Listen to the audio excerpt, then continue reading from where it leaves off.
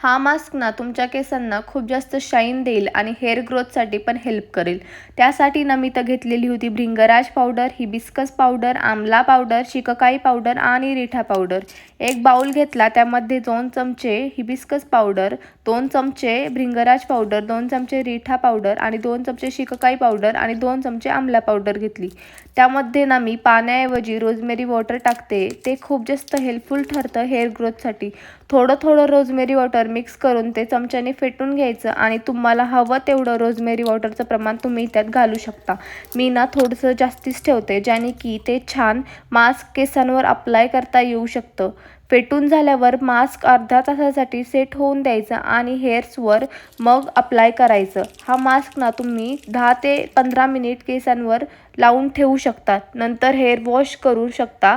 हा मास्क ना आठवड्यातून 2 वेळा यूज करायचा।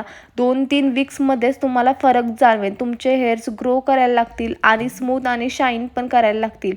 व्हिडिओ आवडला असेल तर लाईक आणि फॉलो करायला विसरू नका।